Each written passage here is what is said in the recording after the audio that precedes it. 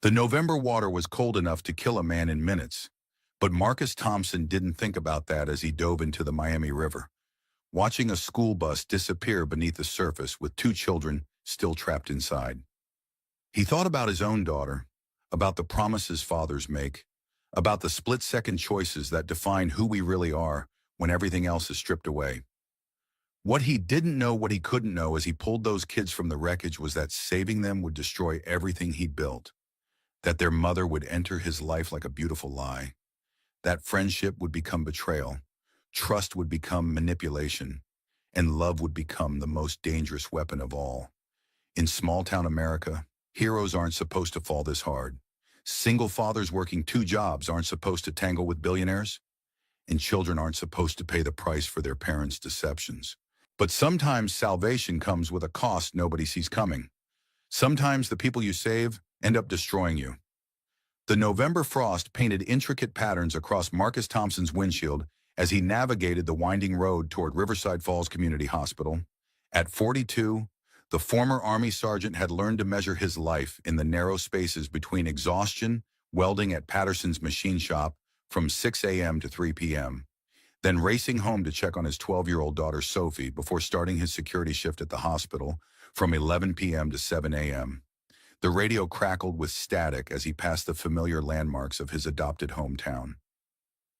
3 years ago, Riverside Falls had been just another dot on the map when he and Sophie fled California, and his ex-wife Linda's ultimatum, get sober or lose your family. He'd chosen sobriety, but by then it was too late to save his marriage. Now, this small Ohio town beside the Miami River was home, the place where he'd rebuilt his life one careful decision at a time. Sophie's math homework sat completed in a folder on the passenger seat. Another evening ritual finished at their kitchen table where Marcus helped with long division while fighting to keep his eyes open. At 12, she was already too good at managing things herself, too aware of the weight her father carried. But she was thriving on her role, science club, a core group of friends who accepted their modest circumstances without question.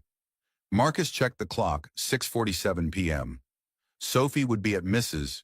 Chen's apartment until he finished his hospital shift, probably reading another astronomy book from the library while their elderly neighbor dozed in front of evening news. It was a routine that worked, providing structure and stability even when Marcus felt like he was perpetually one missed paycheck away from disaster. That's when he saw the school bus. The yellow vehicle was moving too fast for the icy conditions, its driver clearly struggling to maintain control as they approached the old steel bridge spanning the Miami River's narrowest point. Marcus slowed his pickup truck, his military training automatically cataloging the variables black ice stretching across the bridge approach. Guardrails that looked older than his daughter, a bus full of children whose faces he could see pressed against windows as the vehicle began to slide sideways. Time shifted into the hyper-aware clarity Marcus remembered from combat zones in Afghanistan. The bus driver yanked the wheel hard left, overcorrecting, and the heavy vehicle broke through the bridge's aging guardrail with a sound like thunder splitting the sky. For one impossible moment, the school bus hung suspended in the November air, its headlights illuminating the dark water 30 feet below. Then it plunged into the Miami River. Marcus was out of his truck and running before conscious thought took over. The bus had landed front first in 12 feet of water, its rear wheels still resting on the rocky shoreline, but the current was already pulling at the submerged front end. Through the emergency exit window at the back, he could see chaos, children screaming, water pouring through the broken windshield, the bus driver unconscious and slumped over the wheel. "Call 911, Marcus shouted to a motorist who had stopped on the bridge. Without waiting for a response, he kicked off his work boots and dove into the river. The shock of November water hit him like a physical assault, driving the air from his lungs and sending ice-cold needles through every nerve in his body. The current was stronger than he'd expected, fed by recent rains and early winter runoff from the surrounding hills. Marcus fought against the flow, his heavy work clothes dragging at him as he swam toward the sinking bus. The emergency exit was already partially submerged, and Marcus could see that most of the children had moved to the back of the bus, crowding together on seats that were still above water. A young teacher, probably in her first year, was doing her best to keep them calm while clearly fighting her own panic. I'm here to help, Marcus called out as he reached the window. How many kids? 38, the teacher gasped. Most can't swim. Marcus quickly assessed the situation. The bus was settling deeper with each passing second, but the angle meant the rear emergency exit would stay above water for maybe another 5 minutes. That was enough time to evacuate if they moved fast and stayed organized. Okay, listen to me, he said to the teacher, his voice carrying the authority he'd learned commanding soldiers in combat. We're going to get everyone out through this window. Biggest kids first, they can help pull the smaller ones to shore. You keep them calm and organized. I'll be right here to help each one through. The evacuation became a controlled chaos of small bodies and terrified cries.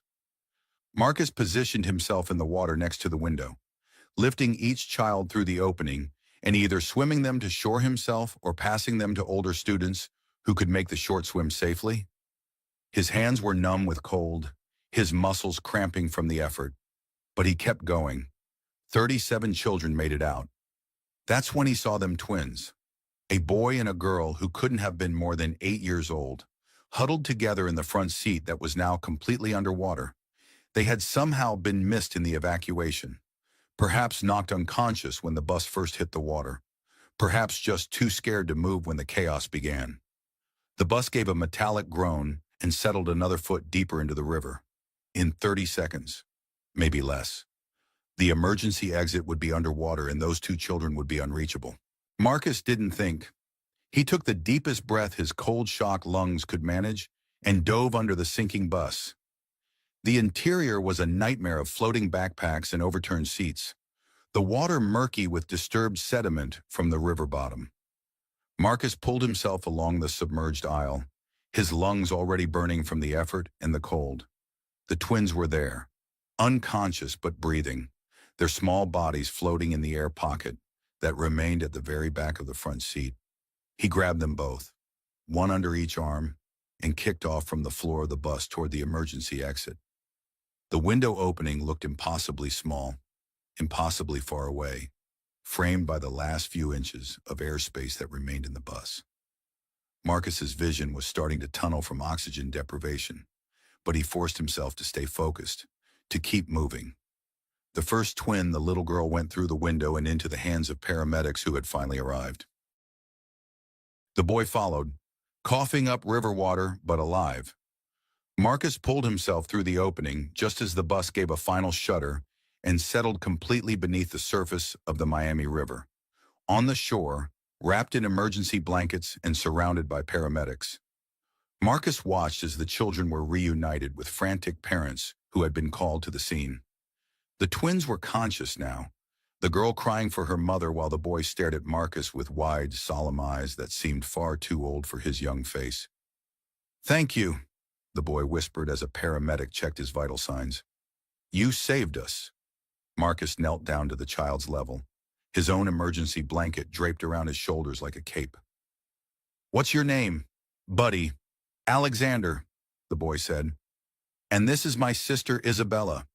Are you a superhero?" Despite everything, the cold, the exhaustion, the adrenaline crash that was making his hands shake, Marcus smiled. "No, I'm just a dad. A dad who couldn't let two kids get hurt if he could help it." "Where's our mom?" Isabella asked, her voice small and scared. "We want our mom." "She's coming," a paramedic assured them. "She's on her way." Marcus stood up, suddenly aware that he was shivering uncontrollably and that his own daughter would be worried if he didn't get home soon. Sophie was staying with Mrs. Chen until he returned from his hospital shift, but she always worried when he was late. "I need to go," he told the paramedic who was trying to convince him to go to the hospital for observation. "My daughter's expecting me." "Sir, you just pulled two children out of a freezing river. You should at least let us check you out." But Marcus was already walking toward his truck, leaving wet footprints in the frost-covered grass. He'd lived through roadside bombs and firefights in Afghanistan. He could handle a cold river in Ohio. What he couldn't handle was disappointing Sophie by missing their evening routine. Behind him, emergency vehicles continued to arrive, their red and blue lights painting the crash scene in urgent colors. Local news crews were setting up their cameras, and Marcus could hear reporters asking witnesses about the hero who had saved the children. He ducked his head and walked faster, uncomfortable with attention he didn't feel he deserved. He never saw the sleek black Tesla that pulled up to the scene just as he was driving away, or the woman who emerged from it with the desperate speed of a mother whose children had faced death. Victoria Sterling had been in a board meeting in downtown Columbus when her assistant burst in with news of the bus accident. The 40-minute drive to Riverside Falls had been the longest of her life, filled with images of Alexander and Isabella trapped underwater, of a phone call that would change everything forever. Now, seeing her children wrapped in blankets and very much alive, she felt her knees go weak with relief, so profound it was almost physical pain. "Mom!" Isabella ran to her, and Victoria swept both twins into an embrace that was fierce with maternal terror and love. She held them close, breathing in the scent of their hair and feeling their small hearts beating against her chest. "I was so scared," she whispered, "when they called and said there was an accident." "A man saved us," Alexander said, pulling back to look at his mother with serious eyes. "He went underwater and pulled us out when we couldn't move. The bus was sinking, and everyone thought we were going to die. But he saved us." Victoria looked around the scene, taking in the emergency vehicles and the crowd of parents reuniting with their children. "Where is he? I need to thank him." "He left," a paramedic explained. "Wouldn't give his name, wouldn't go to the hospital, just said he had to get home to his daughter." Victoria Sterling, who commanded boardrooms and managed billion-dollar acquisitions, who had built a technology empire from nothing and appeared on the cover of Forbes magazine as one of America's most powerful women, felt utterly helpless. Someone had saved her children's lives, and she didn't even know his name. 3 days after the bus accident, Victoria Sterling stood in the mahogany-paneled conference room on the 37th floor of Sterling Technologies' Columbus headquarters, watching her assistant Marcus Chen flip through a stack of newspaper clippings and printed articles about the rescue. "The local papers are calling him the Miami River hero," Marcus said, spreading the coverage across the polished table. "But none of them have his real name. The school district won't release information about the rescue because of privacy concerns, and the police report lists him only as Good Samaritan witness."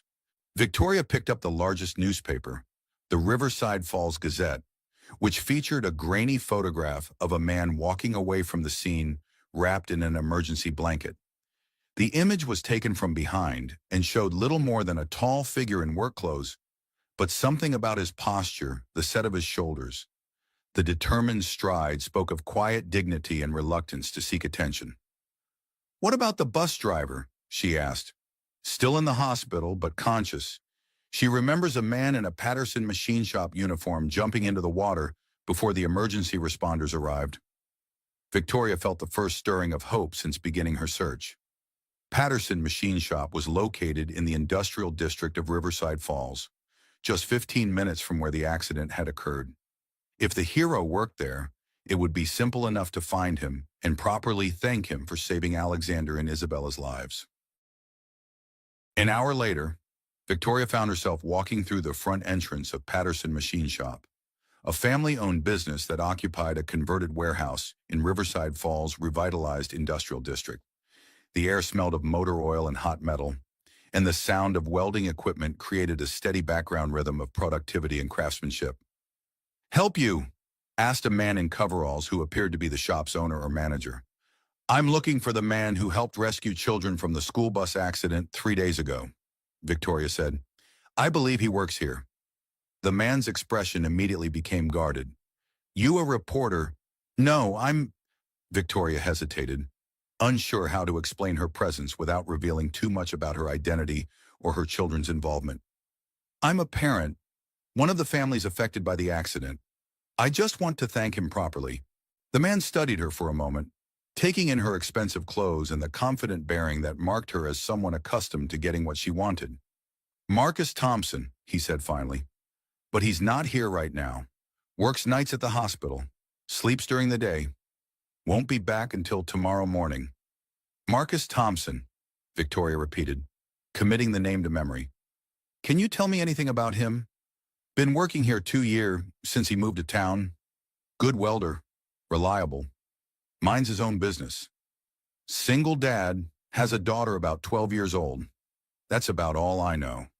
The man paused and then added, Look, lady, Marcus is a private person.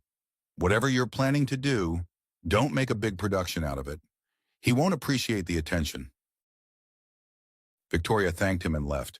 But instead of returning to Columbus, she found herself driving through the residential neighborhoods of Riverside Falls, trying to understand the world that had produced a man who would risk his life for children he'd never met.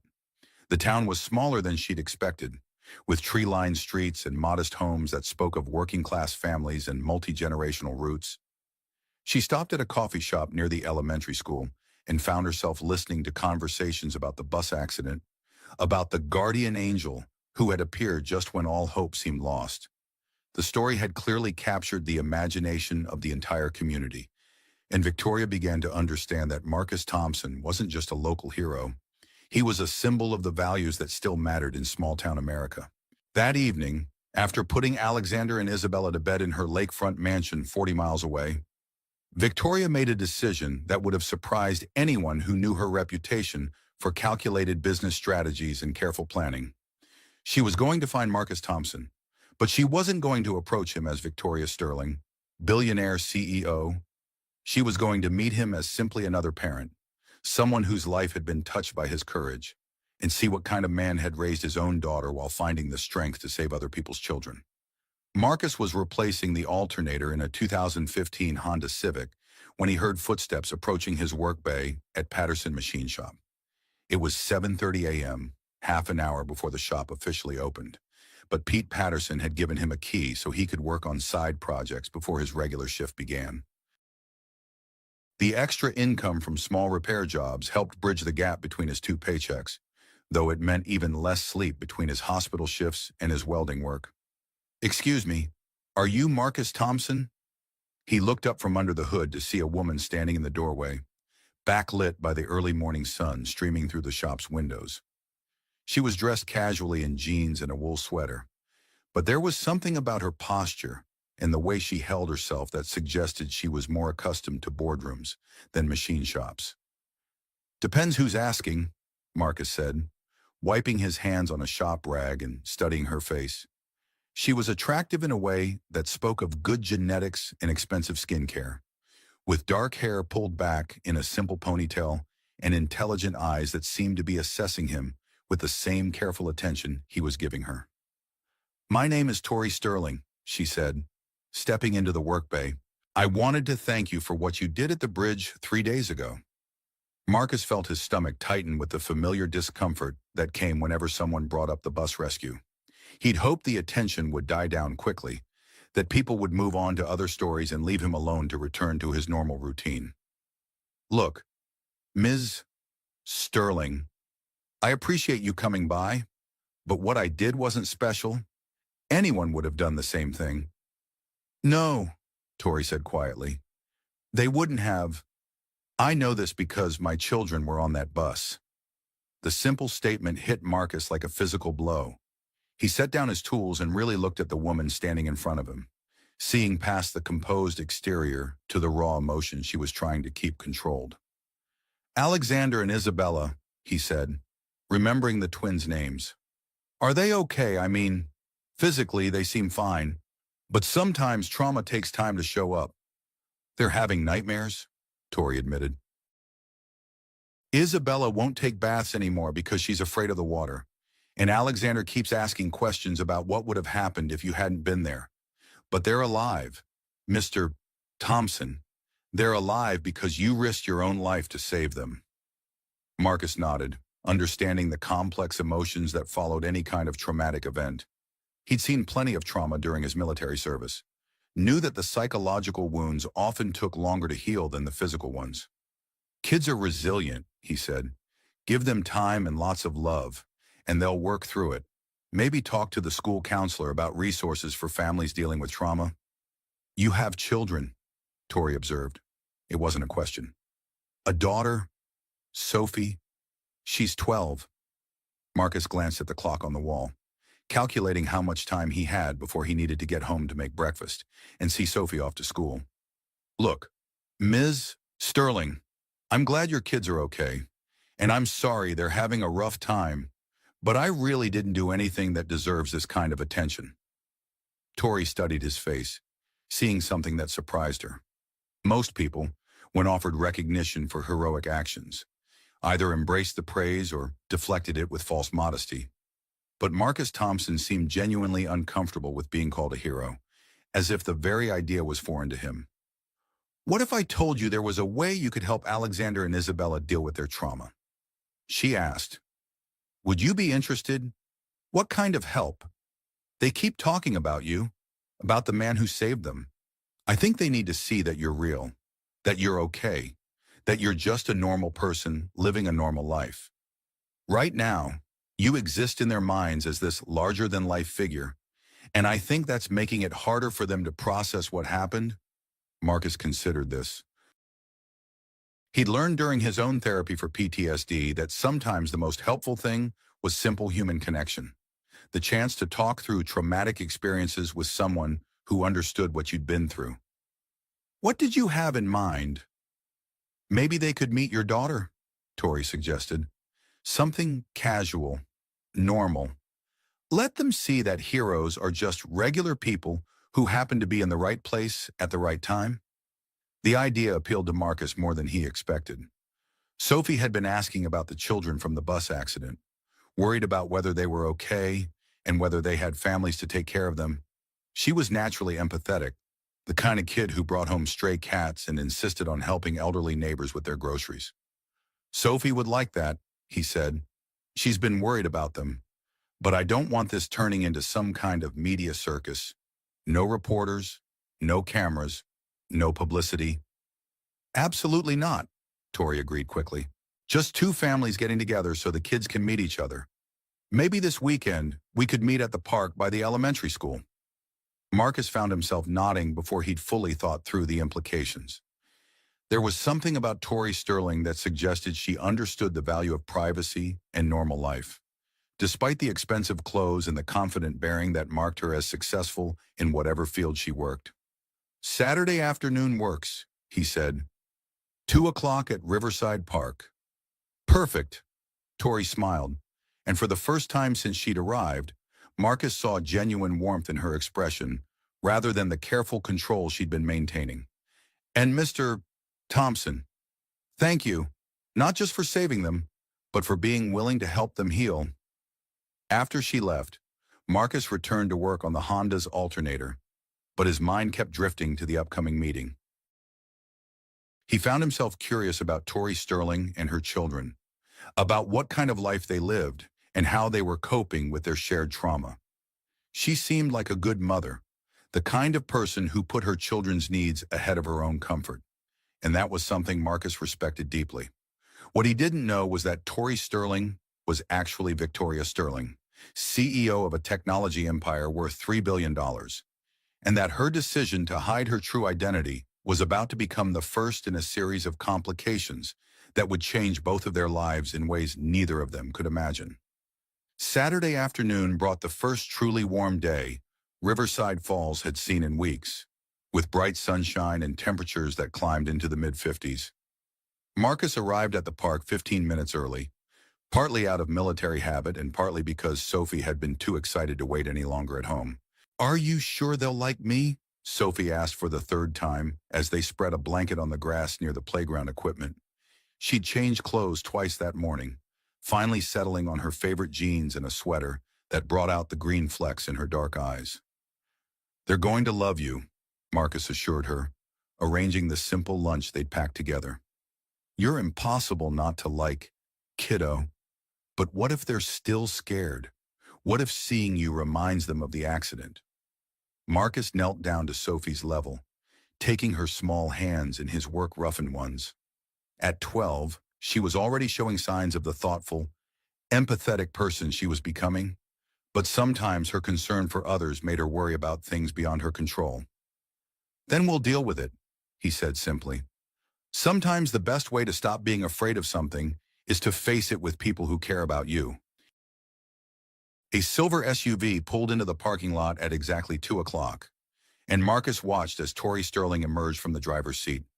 She was dressed even more casually than she'd been at the machine shop, in jeans and a simple t-shirt that made her look younger and more approachable. The twins who climbed out of the back seat looked healthy and alert, though Marcus could see a certain wariness in their posture that spoke of children who were still processing a traumatic experience. "Alexander, Isabella," Sophie called out, waving from the blanket. "Over here!" The twins approached cautiously, staying close to their mother's side as introductions were made.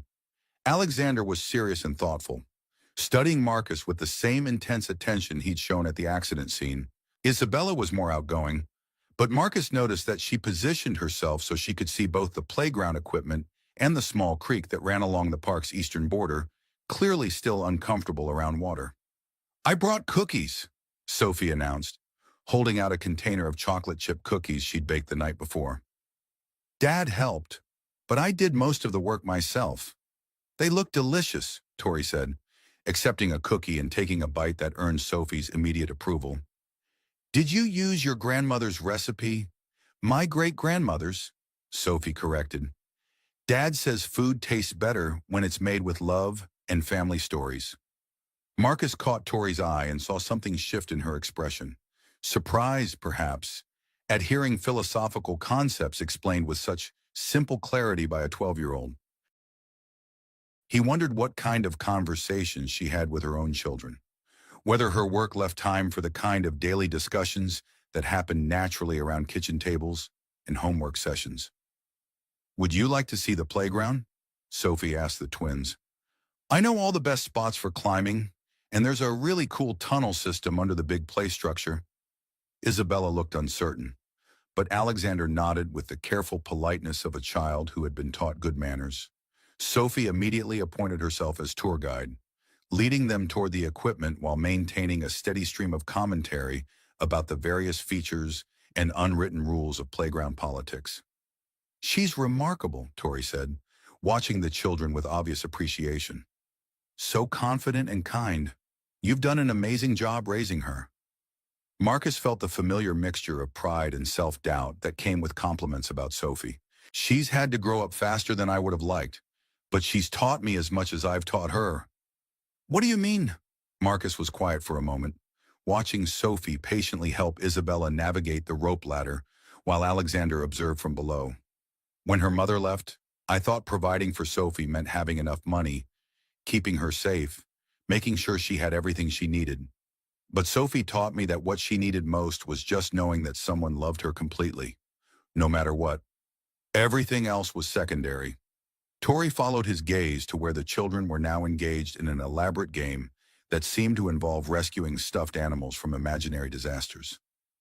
"I'm still learning that lesson," she said quietly. "I've been so focused on providing everything Alexander and Isabella could possibly want that I forgot to pay attention to what they actually needed, which was their mother's attention, my presence instead of my presence." Tori's voice carried the weight of recognition that came with honest self-assessment. "When their father died, I threw myself into work because it was easier than facing the grief. I told myself I was building their future, securing their inheritance. But really I was just avoiding the pain of being present with my own loss." Marcus understood the impulse to escape into work, to find refuge in tasks that provided clear objectives and measurable outcomes. He'd done the same thing after his return from Afghanistan, burying himself in jobs and training programs rather than dealing with the psychological wounds that combat had left behind. "Alexander and Isabella seem like great kids," he said. "You must be doing something right." "They are great kids, but that's despite my parenting, not because of it. Watching you with Sophie, seeing how naturally you connect with her, it makes me realize how much I've been missing."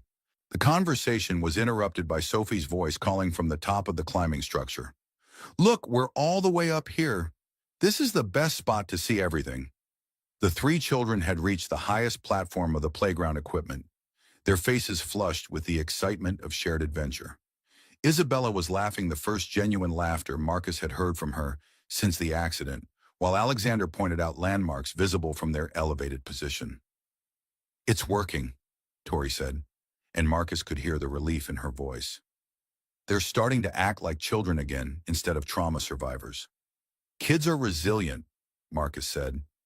Give them a safe space and other kids to play with, and they remember how to be happy. The afternoon stretched on with the comfortable rhythm of children at play and adults learning to navigate the delicate process of building friendship. Marcus found himself genuinely enjoying Tori's company, discovering that beneath her professional competence lay a woman struggling with the same fundamental challenges that defined his own daily existence: how to be a good parent, how to help children heal from trauma, how to build a life that provided both security and happiness. As the sun began to sink lower in the sky, painting the playground in shades of gold and amber, the children reluctantly climbed down from their various adventures and returned to the blanket where Marcus and Tori had been sharing stories about their different experiences of single parenthood. "Do we have to go?" Isabella asked. Her earlier shyness completely evaporated in the face of new friendship. "Can Sophie come to our house sometime?" Alexander added, speaking directly to his mother for the first time since arriving at the park. Tori looked at Marcus with a question in her eyes, and he realized that the afternoon had accomplished something more than simple trauma recovery. It had opened the possibility of ongoing connection, of relationships that might grow beyond the circumstances of their first meeting. "If that's okay with Sophie's dad," Tori said carefully. "Can I, Dad?" Sophie asked, her face bright with the excitement of potential new adventures. "They said their house has a library with more books than the school library, and Isabella wants to show me her art supplies." Marcus found himself nodding despite his natural caution about accepting invitations that might highlight the differences in their economic circumstances. "I think that would be nice if you're sure it's not too much trouble." "It's no trouble at all," Tori said, and Marcus could hear genuine enthusiasm in her voice. "Maybe next weekend I could make lunch and the children could play in the garden." As they packed up the remains of their picnic and prepared to return to their separate lives, Marcus reflected on the unexpected turn his world had taken since diving into the Miami River a week ago. He'd saved 2 children from drowning, but somehow the act had rippled outward in ways he couldn't have predicted, creating connections and possibilities that felt both exciting and slightly overwhelming. The simple playground around them with its weathered equipment and patches of worn grass had provided the perfect backdrop for the beginning of something new. Like any friendship, this one would require ongoing attention and care, but the foundation had been laid with the kind of honest conversation and shared experience that made deeper relationships possible. Watching Sophie wave goodbye to Alexander and Isabella as their SUV disappeared down the street, Marcus realized that his life had just become more complicated in ways that might ultimately make it richer, more connected, more full of the kind of love that couldn't be purchased but had to be earned through patience, understanding, and the willingness to see past surface differences to the fundamental human needs that connected all parents regardless of their circumstances. What he didn't know was that Tori Sterling was actually Victoria Sterling, one of the wealthiest women in America, and that her decision to hide her true identity was about to become significantly more complicated as their friendship deepened and the boundaries between truth and deception began to blur in ways that would test both of their commitments to honesty and trust. Over the following 3 weeks, the friendship between the Thompson and Sterling families became a natural part of their weekly rhythm. Victoria found herself looking forward to these visits with an anticipation that surprised her, not just because Alexander and Isabella were clearly benefiting from their friendship with Sophie, but because her conversations with Marcus had become the most genuine human connection she'd experienced in years. On a crisp November afternoon, Victoria stood in her walk-in closet, staring at a wardrobe that suddenly felt completely inadequate for the casual dinner Marcus had invited her to share at their apartment. Every piece of clothing she owned screamed expensive in a way that would be impossible to explain as the income of a marketing professional, which was how she described her work to Marcus when he'd asked about her career. Mrs. Sterling, her housekeeper, Maria, appeared in the doorway. "You seem troubled about something." "I need clothes that look normal," Victoria said, gesturing helplessly at the rows of designer suits and luxury casual wear. "Middle-class normal," Single working mother normal. Maria raised an eyebrow but didn't ask questions. At 62, she had learned that wealthy people often had complicated reasons for their requests. My daughter Rosa is about your size. She works at the bank downtown. I could bring some of her clothes. That would be perfect, Victoria said gratefully. An hour later, dressed in borrowed clothes and driving a rented Honda Civic instead of her usual Tesla, Victoria arrived at Marcus and Sophie's apartment complex. The building was well maintained but clearly older, with the kind of practical modifications that spoke of working-class families making the most of affordable housing. Sophie answered the door wearing an apron that was too big for her, her face flushed with excitement about the dinner she'd helped prepare. Tori, you're just in time. Dad's making his famous chili, and I made cornbread from scratch. The apartment was small but warm, filled with the kind of personal touches that made a house feel like home, despite limited space. Family photographs lined every available surface. Sophie's school pictures from each year. Snapshots of father-daughter adventures. A formal portrait taken at Marcus's workplace Christmas party, where both of them wore their best clothes and beamed with genuine happiness.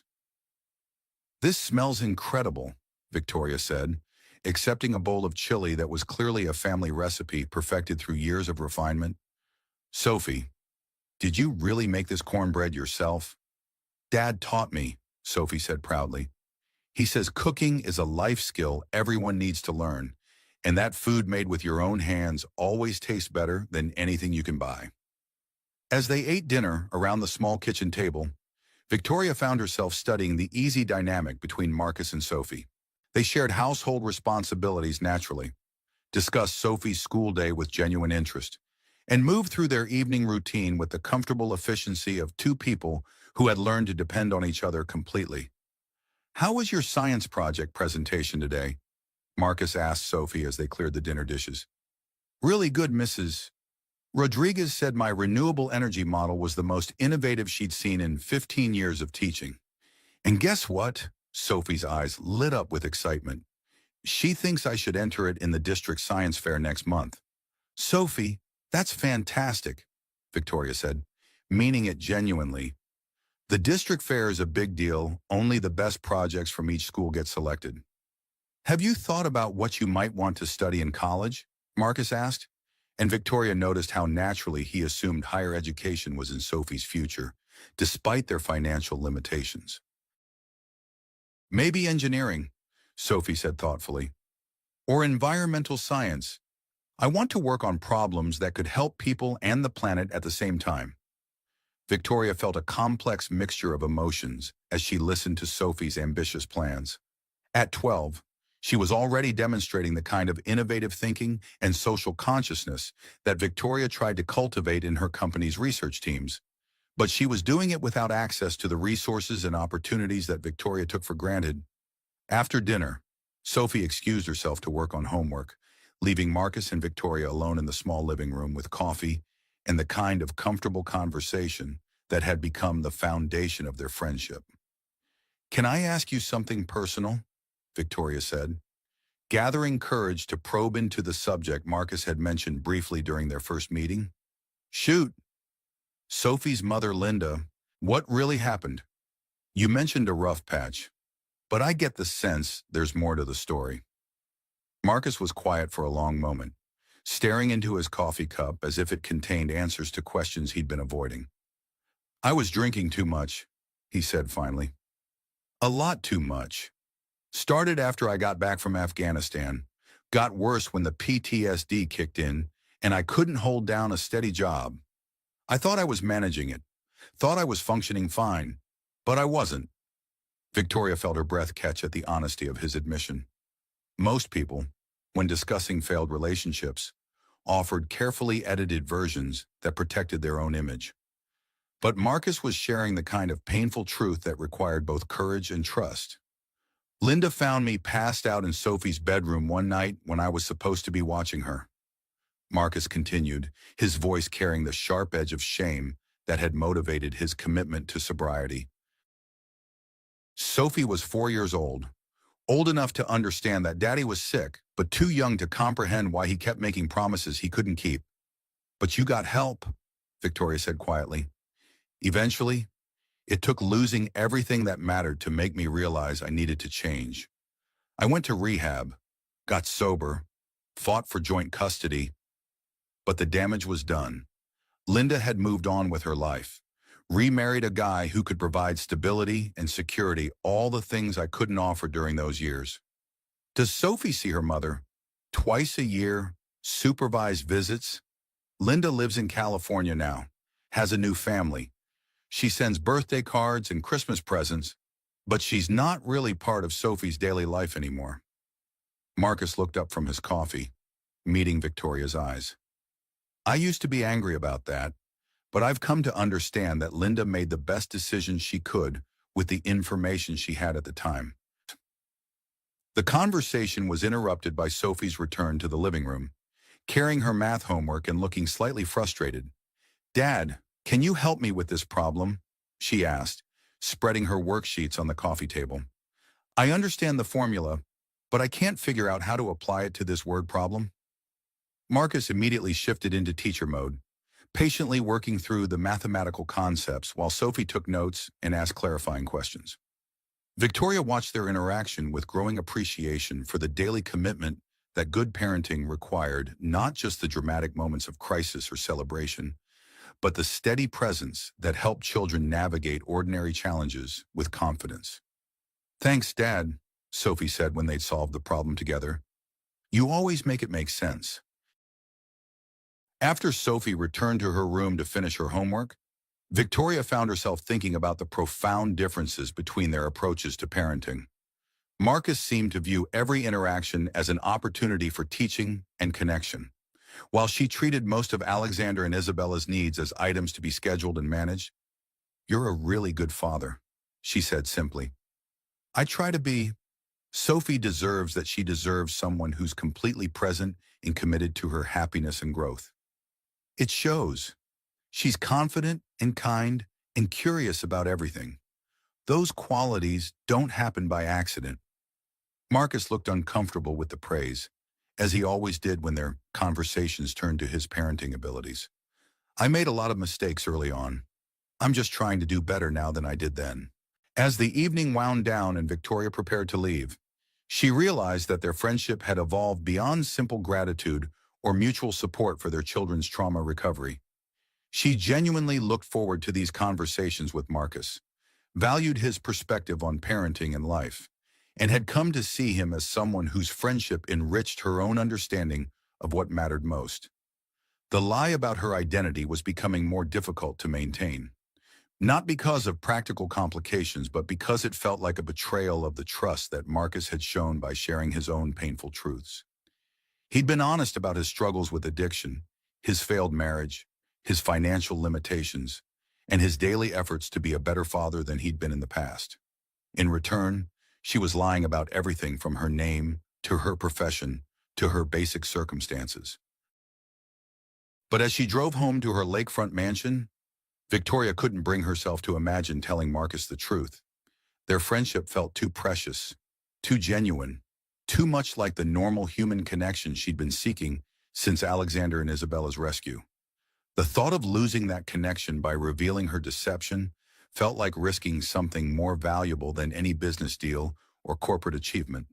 What she didn't realize was that the longer she maintained her lie, the more painful the eventual truth would become, and that her deception was about to collide with her professional responsibilities in ways that would make continuing her double life impossible. The Sterling Technologies helicopter lifted off from the Columbus headquarters at 9:30 a.m. on a Tuesday morning, carrying Victoria toward a site visit that would change everything. For weeks, she'd been successfully maintaining her double life billionaire CEO by day, middle-class marketing professional Tori Sterling during her visits to Riverside Falls. But corporate decisions had a way of creating consequences that personal choices couldn't avoid. The Riverside Falls municipal contract is our flagship smart city implementation, her CFO, Michael Rodriguez, was explaining as they flew over the Ohio countryside. Complete digital infrastructure overhaul, new traffic management systems, municipal Wi-Fi, upgraded emergency services, communication. If this pilot program succeeds, We'll scale it across 17 states. Victoria nodded, but her mind was focused on the uncomfortable irony of the situation. Sterling Technologies wasn't just doing business in Riverside Falls, they were transforming the entire town, bringing her corporate identity into direct contact with the community where she'd been masquerading as a working-class single mother. Local implementation is being handled by Patterson Industries, Rodriguez continued. Family-owned machine shop, excellent reputation for precision work. They've been fabricating all our custom mounting hardware. Victoria felt her stomach drop. Patterson Industries, the same company where Marcus Thompson worked as a welder, where he would inevitably encounter Sterling Technologies' corporate materials that featured her photograph and biographical information. I want to tour the Patterson facility personally, Victoria said, making a decision that felt both inevitable and terrifying. Schedule a meeting with their management team. 45 minutes later, the Sterling Technologies convoy, 3 black SUVs carrying executives and technical staff, pulled up to Patterson Industries. Victoria emerged from the lead vehicle wearing her full corporate armor designer suit, executive demeanor, and the confident bearing of someone accustomed to commanding attention and respect. Pete Patterson met them at the entrance, wearing coveralls and the kind of straightforward professionalism that characterized successful small business owners. Miss Sterling, welcome to Patterson Industries. Your technical team has been great to work with. Thank you, Mr. Patterson. I'm eager to see the quality of work that's made this partnership so successful. The tour of the facility took them through workshop areas that Victoria recognized from her previous visit as Tori Sterling, when she'd come looking for Marcus Thompson after the bus rescue. But now she was seeing it through different eyes, evaluating the business partnership rather than seeking personal connections. This is our precision welding station, Pete was explaining to the group. We've been fabricating custom mounting brackets for your traffic management systems. High-grade steel, weather-resistant coating, built to last decades. Victoria followed the group, her attention focused on Pete's technical explanations, while her peripheral vision scanned the workstations for any sign of Marcus. She wasn't sure whether she hoped to see him or hoped to avoid him, but the possibility of their two worlds colliding in this public setting made her increasingly nervous. Marcus, Pete called out across the shop floor. Come show these folks the bracket assembly you finished yesterday. Victoria's heart stopped as she watched Marcus Thompson walking toward their group, wearing safety glasses and work clothes, carrying a piece of fabricated steel that gleamed with expert craftsmanship. For a moment, neither of them moved. Marcus stopped in his tracks when he saw Victoria, his expression shifting from professional courtesy to confusion to something that might have been recognition. Marcus Thompson, Pete was saying, oblivious to the tension suddenly filling the air. One of our best welders, Marcus, this is Victoria Sterling, CEO of Sterling Technologies. Marcus stepped forward with mechanical politeness, extending his hand while his mind clearly raced to process what he was seeing. Ms. Sterling, he said carefully. Pleasure to meet you. Victoria accepted his handshake, feeling the calloused strength of fingers she'd held during dinner at his apartment, during conversations about parenting and friendship, and the genuine connection they'd built over the past month. Mr. Thompson, she managed to say, her voice sounding strangely formal even to herself. Marcus has been with us for 2 years, Pete continued, still unaware of the personal drama unfolding in front of him. Reliable, skilled, good with custom work, the kind of employee every business owner hopes to find? I can see that, Victoria said, accepting the steel bracket Marcus handed her and noting the quality of workmanship that spoke of pride and professional craft. This is excellent work. Marcus studied her face with the intensity of someone trying to solve a puzzle whose pieces didn't quite fit together. Have we met before? Ms. Sterling, you look familiar. The question hung in the air between them, loaded with implications that could expose Victoria's months of deception in front of her entire executive team. She could see Marcus's confusion deepening as he tried to reconcile the woman he knew as Tori Sterling with the billionaire CEO standing in his workplace. I don't believe so, Victoria said, the lie tasting like ash in her mouth. Perhaps you've seen me in business publications. It was a plausible explanation that allowed both of them to maintain professional composure, but Victoria could see that Marcus wasn't satisfied with her response. His expression showed the kind of analytical thinking that had made him a good soldier and skilled craftsman, and she realized he was putting together pieces of a puzzle that would eventually lead him to the truth. The tour continued for another 20 minutes, but Victoria found herself unable to concentrate on technical specifications or installation schedules. Every few minutes, she caught Marcus glancing in her direction with the persistent attention of someone who had recognized something important but couldn't quite place what it meant. As the Sterling Technologies convoy prepared to leave Patterson Industries, Victoria made a decision that surprised her with its spontaneity.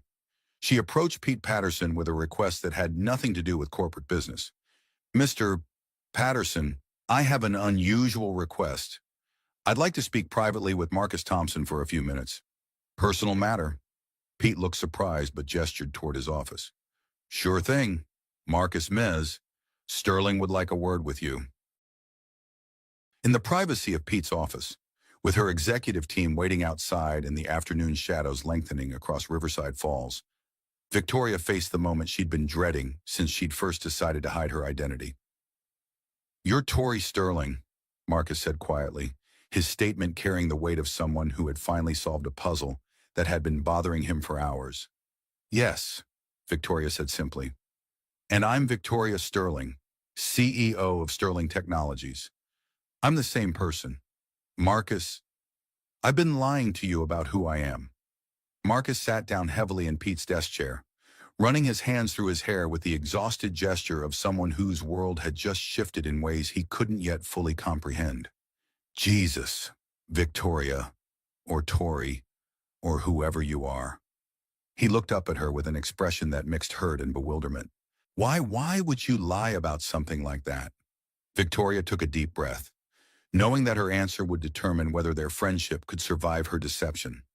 Because I wanted to know who you really were. Not how you would treat a billionaire, but how you would treat another parent. I wanted genuine friendship without the complications of wealth and status. So everything our friendship, the kids getting together, Sophie's attachment to you, all of it was based on a lie. The friendship was real, Victoria said urgently. The conversations we had, the way you helped me understand what it means to be a good parent, none of that was fake. Only my name and job were lies. Everything else was true. Marcus stared at her for a long moment, processing the implications of her confession. Victoria, you've been pretending to be someone you're not for months. You let Sophie get attached to you, let her trust you. Do you have any idea what this is going to do to her? The question hit Victoria harder than any corporate criticism she'd ever received. She'd been so focused on her own motivations for the deception that she hadn't fully considered how the revelation would affect Sophie, who had welcomed her into their family with the open heart of a child who believed friendship was based on honesty and mutual care. I never meant to hurt her, Victoria said quietly. Or you. You're talking about our friendship like it was some kind of social experiment, Marcus said, walking to the window. How am I supposed to trust anything you've told me? Because you know me, Victoria said desperately. You know who I am when I'm with you and Sophie. The name on my business cards doesn't change that, doesn't it? The woman I thought I knew understood working 2 jobs and worrying about rent. You don't understand those struggles? Victoria, I understand what it's like to worry about being a good parent. That's not the same thing, Marcus interrupted firmly. When Sophie needed new school shoes last month, I had to choose between buying them and fixing my truck's transmission. That's not a choice you've ever had to make. Victoria felt the weight of that truth. Despite all her good intentions, despite the genuine friendship they'd built, there remained a fundamental gap between their lived experiences that her deception had only widened. I have to get back, she said finally, hearing her assistant's voice outside the office, reminding her of the board meeting scheduled for that afternoon.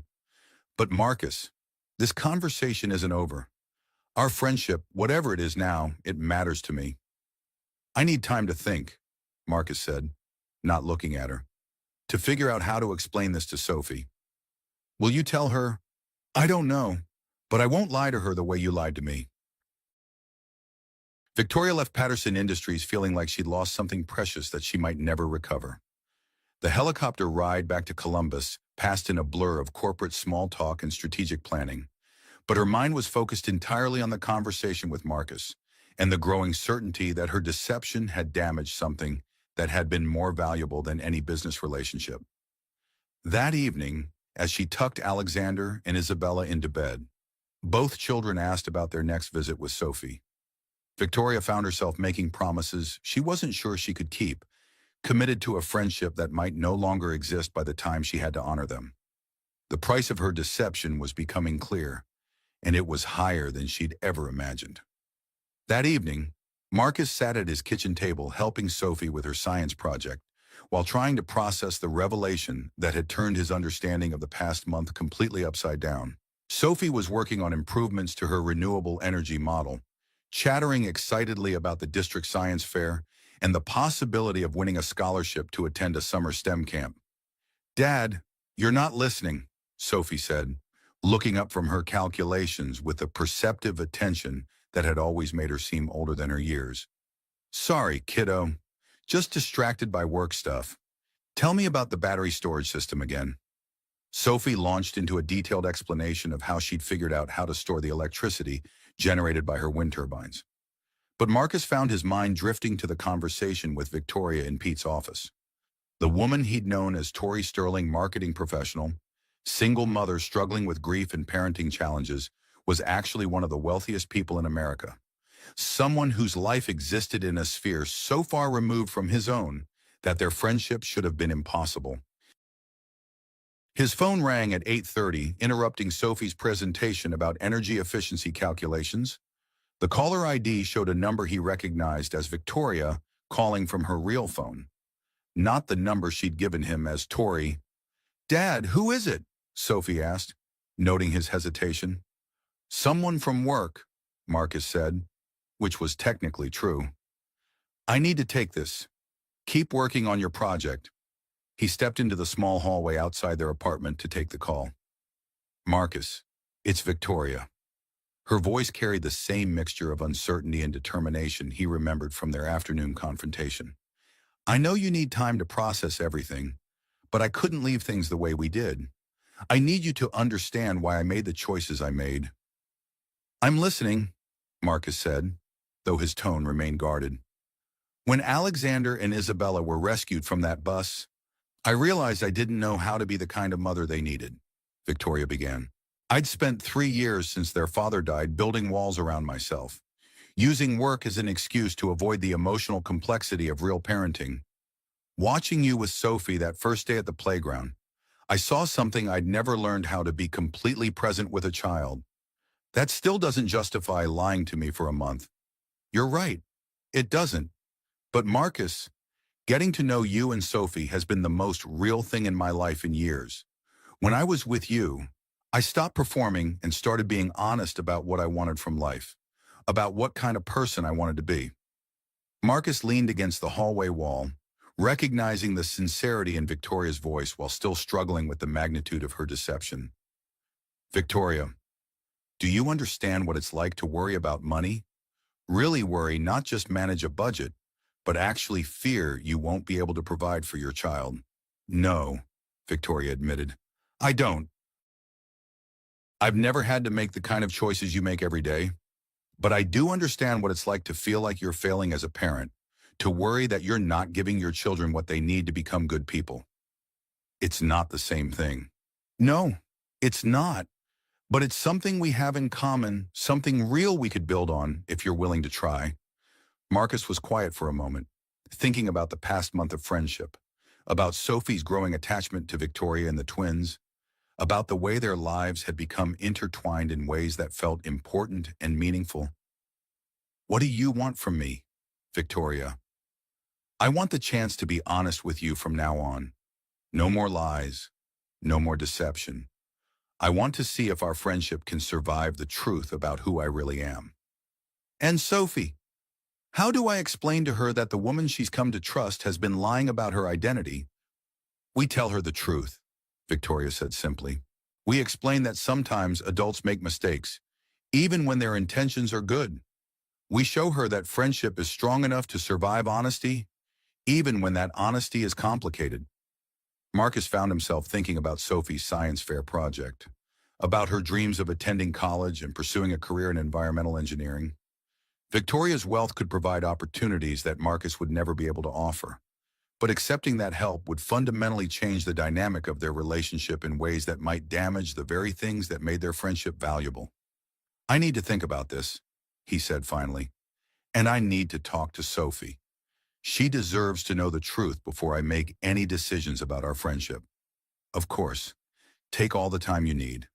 But Marcus, thank you for listening, and thank you for everything you've taught me about what it means to be a good parent.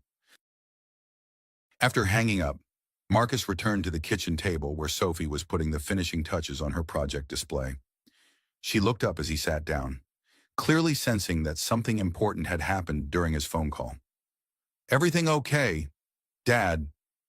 Marcus considered how to begin a conversation that would change Sophie's understanding of their new friendship, while potentially affecting her happiness in ways he couldn't predict.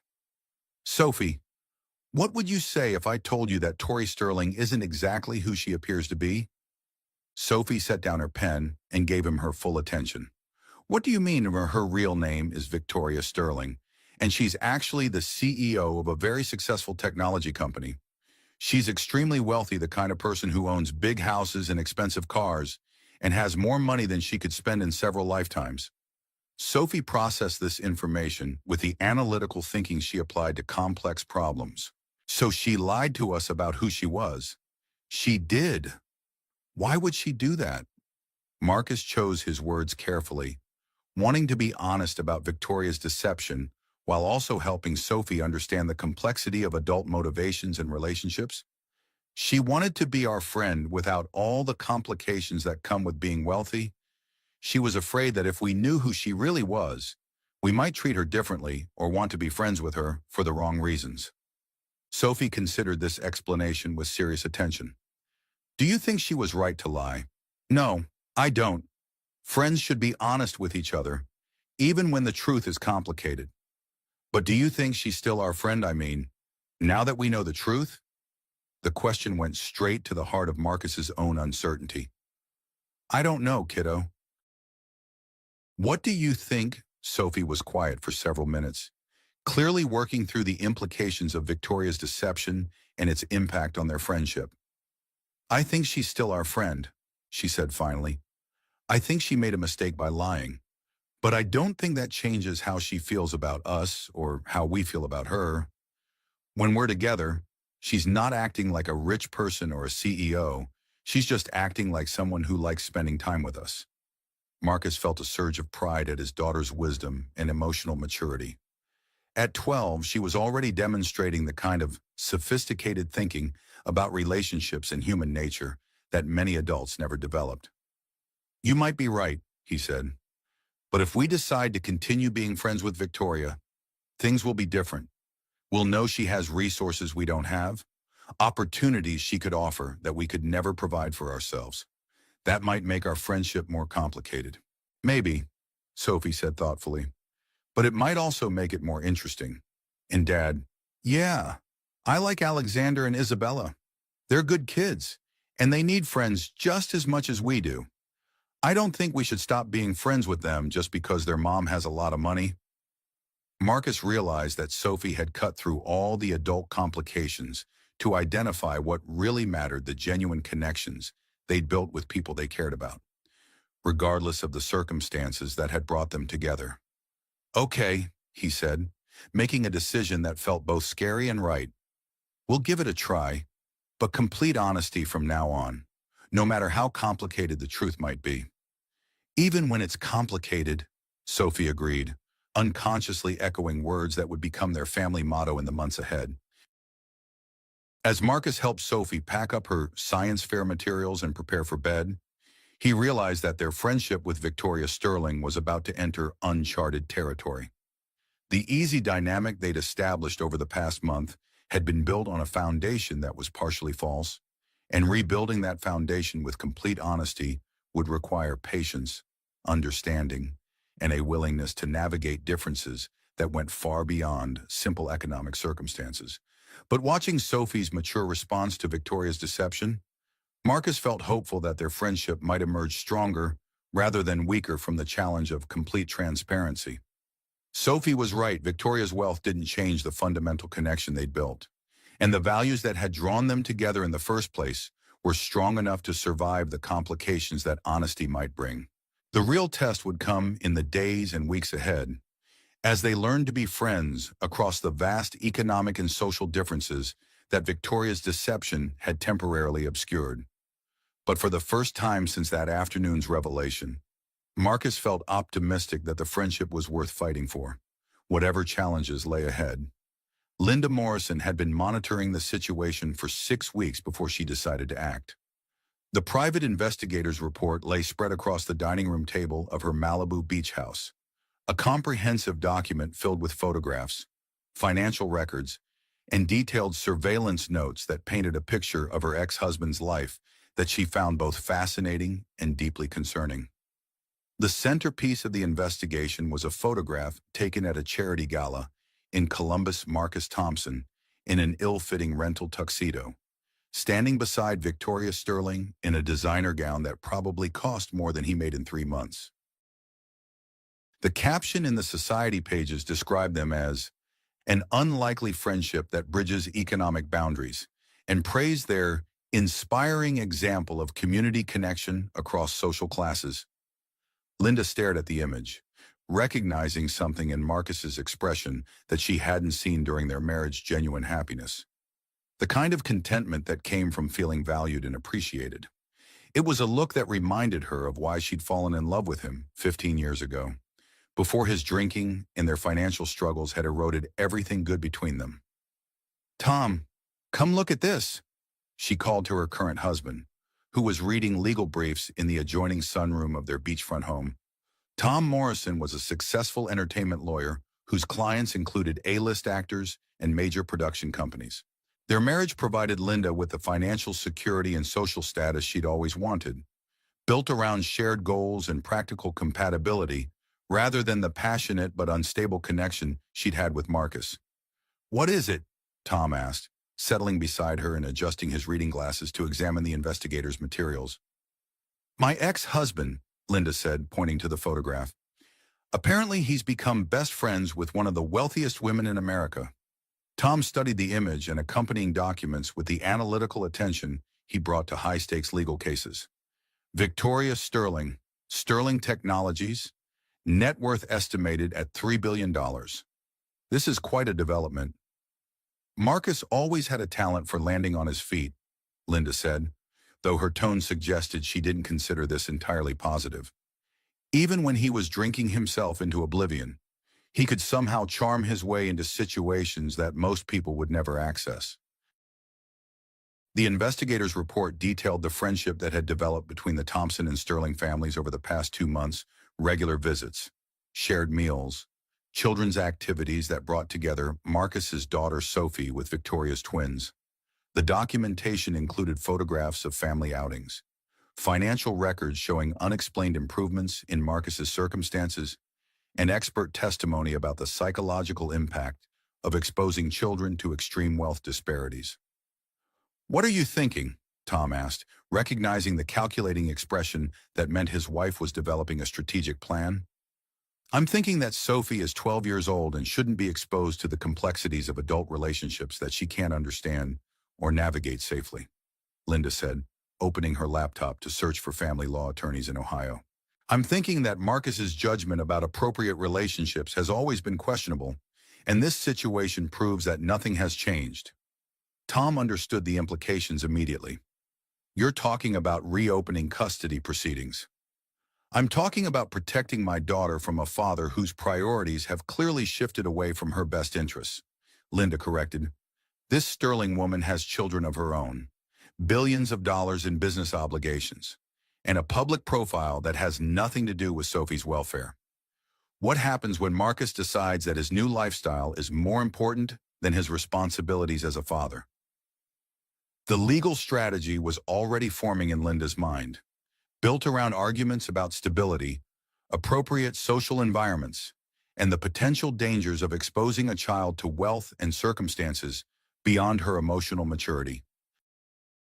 She'd used similar arguments during their original custody proceedings, though at that time Marcus's alcoholism had provided more obvious evidence of unfitness as a parent.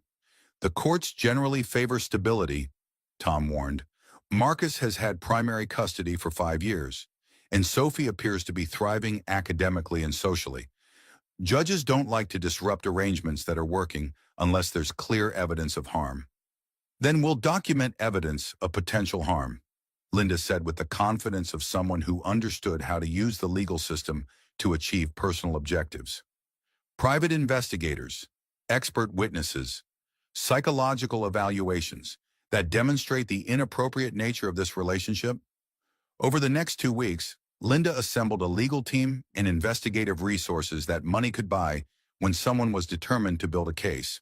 The private investigators documented every interaction between Marcus and Victoria, photographed their meetings, researched their financial transactions, and interviewed former employees, neighbors, and community members who might provide testimony about the relationship's impact on Sophie's development. The investigation revealed exactly what Linda had hoped to find evidence of Marcus accepting financial assistance from Victoria.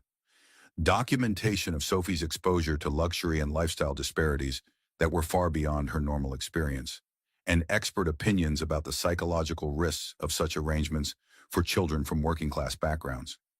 The key is timing. Linda's lead attorney explained during a strategy session at Tom's Beverly Hills law firm. We need to file the custody modification petition while the media attention is still fresh. While we can argue that Marcus is being distracted by celebrity and social opportunities rather than focusing on Sophie's needs, Linda nodded, feeling the familiar satisfaction that came with taking control of situations that threatened her vision of how life should be organized. She'd built her new marriage around principles of stability and predictability, and Marcus's involvement with Victoria Sterling represented the kind of chaos and uncertainty that she'd worked hard to eliminate from her life.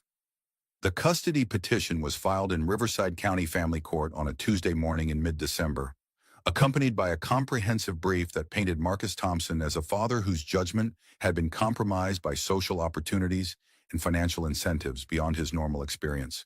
The document cited the disparity between his modest circumstances and Victoria Sterling's wealth as evidence that their relationship was inherently inappropriate and potentially exploitative. The legal papers were served to Marcus at Patterson Industries on a Wednesday afternoon, delivered by a process server who found him at his welding station working on a custom fabrication project.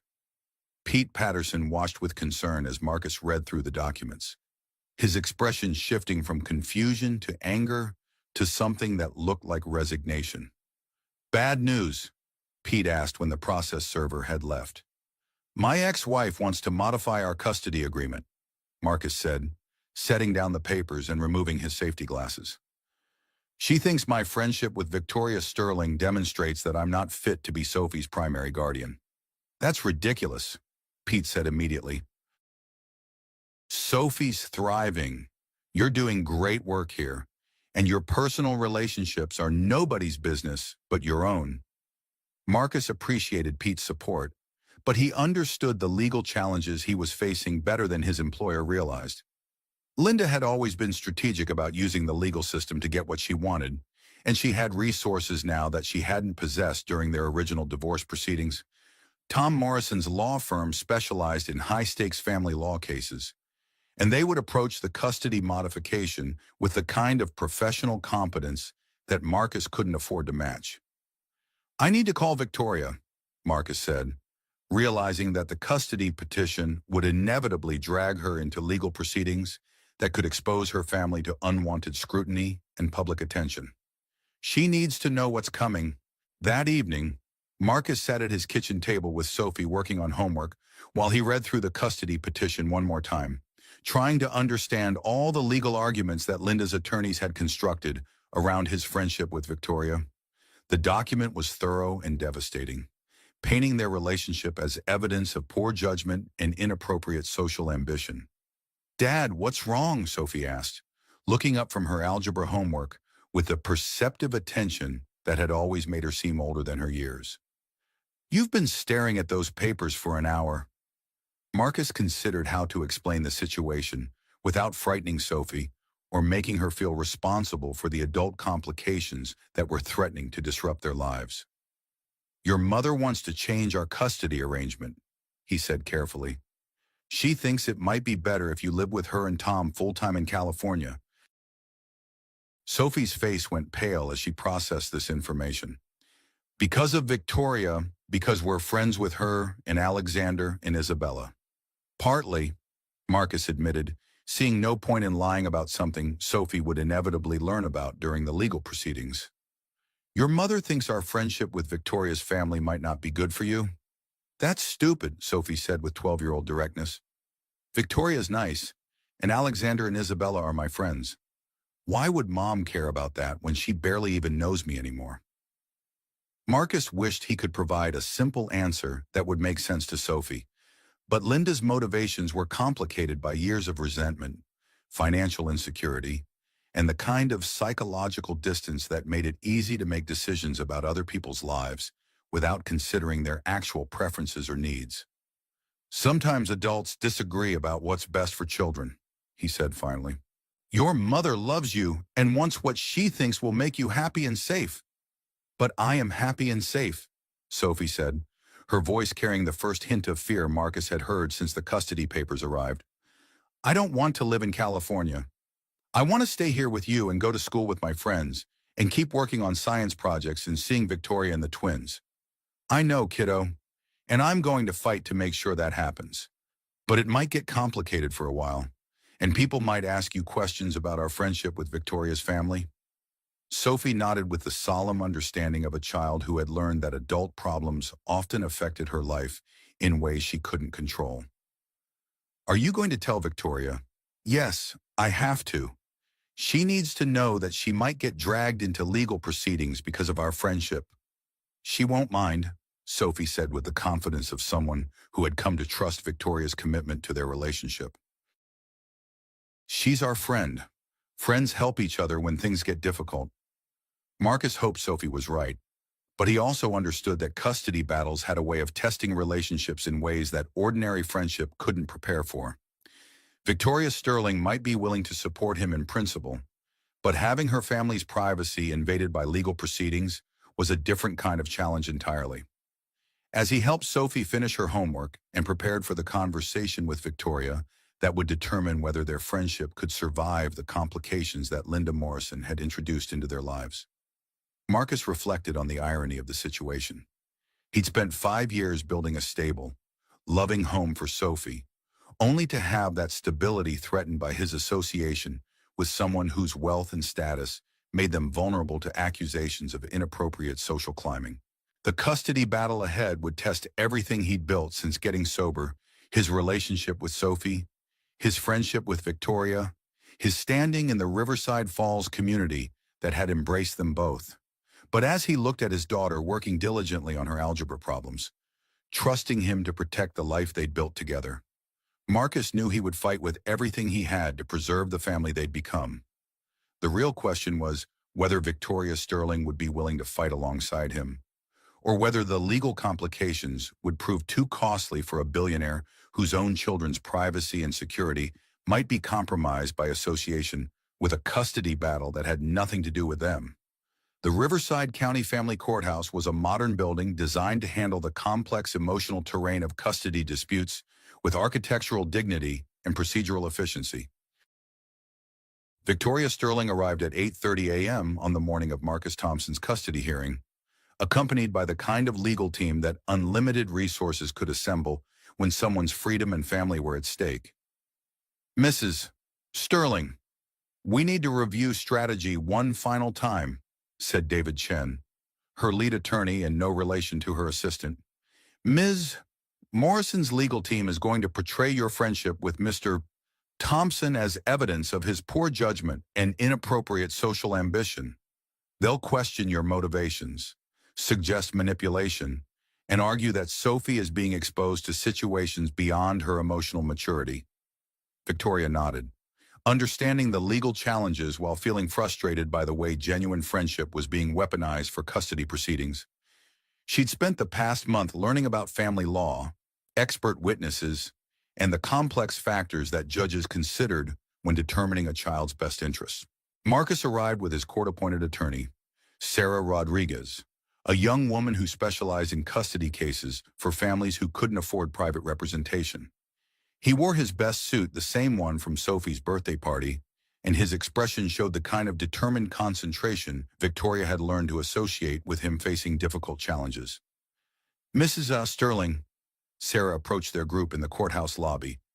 Thank you for being here. I know this puts you in a difficult position. There's no difficult position when it comes to supporting friends, Victoria replied firmly. Marcus is one of the best fathers I've ever known, and Sophie belongs with him. The hearing began at 9:00 a.m. in Judge Patricia Hamilton's courtroom, a space designed to balance formality with accessibility for families navigating the most important decisions of their lives. Judge Hamilton had a reputation for focusing on children's welfare rather than legal technicalities. Linda Morrison arrived precisely on time, accompanied by her husband Tom and a legal team that included 2 attorneys and a child psychologist. Linda looked confident and composed, dressed in clothes that suggested financial success without ostentation. Ms. Morrison, you're seeking to modify the existing custody arrangement, Judge Hamilton announced. Please explain your concerns. Linda's lead attorney, Patricia Whitmore, stood to present their argument with polished competence. 2 years later, Marcus Thompson stands in the Riverside Falls Community Science Center, watching his daughter Sophie explain renewable energy to a room full of kids who believe they can change the world. Victoria Sterling is there too, not as the billionaire CEO who once deceived him, but as the woman who learned that the most valuable investments can't be measured in dollars. The custody battle that nearly tore them apart became the foundation that made them stronger. The lies that should have destroyed their friendship instead taught them the difference between what we own and what we earn, between the life we're given and the family we choose. Marcus saved 2 children from drowning that November day, but in the end, they all saved each other from something far more dangerous: lives half-lived, walls built too high, and the quiet desperation that comes from believing we have to face the world alone. The Science Center will serve thousands of kids over the years, but the real legacy isn't in the building. It's in the proof that connection matters more than circumstance, that courage comes in many forms, and that sometimes the most ordinary heroes create the most extraordinary change. What would you risk to save a stranger's child, and what would it cost to discover that stranger could save you right back?